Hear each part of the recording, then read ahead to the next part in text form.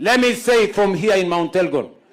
Baadhi ya viongozi wa kisiasa wameibuka na kukosoa vikali matamshi ya William Ruto, pia kauli zake za hivi karibuni wakati wa ziara yake ya maendeleo katika eneo la Western Kenya. Mwenye ako na pepo ya ukabila na chuki na kisirani anatuambia nini kama Wakenya?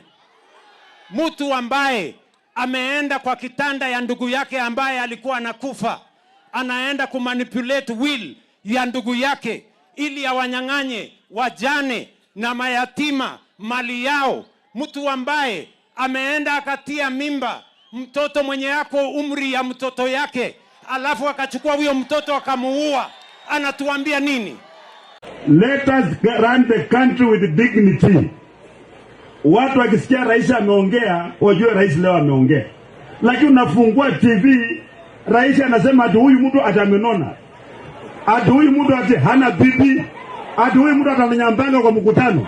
Ati sasa hao wanasema kuwa haipendezi kwa kiongozi wa juu kama rais kujihusisha katika mjadala ya moja kwa moja ya maneno na viongozi wa upinzani, kidai kuwa hali hiyo hupunguza hadhi ya ofisi ya urais. Kwa hivyo sasa kuanza kutoa matusi, kuongea vile mimi nitakula nini na sikuli kwa bibi yako, sasa we become so low. I mean, I don't understand.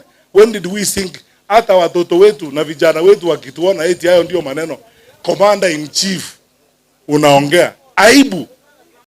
Hata hivyo, wapo viongozi wanaomtetea rais wakisema kuwa ana haki ya kujibu madai au tuhuma zinazotolewa, hasa pale zinapoweza kupotosha umma au kudhoofisha serikali yake.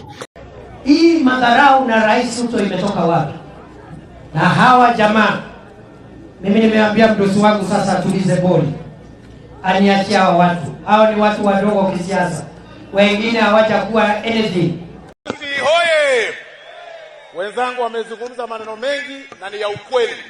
Hata hiyo wengine wamesema badala ya watu kusema ya kwamba unatusiwa, umeambiwa sijui nini, wewe Gachagua tuambie uliua ama hukuua, ni ukweli ama si ukweli? Matamshi haya yanajiri wakati hali ya kisiasa nchini Kenya ikiendelea kushuhudia mvutano kati ya serikali na baadhi ya viongozi wa upinzani, huku wachambuzi wa siasa wakionya kuwa mvutano hiyo inaweza kuathiri utekelezaji wa miradi ya maendeleo iwapo haitazuiliwa mapema. Bye bye, Wamitego, bye bye, bye bye, Wamitego.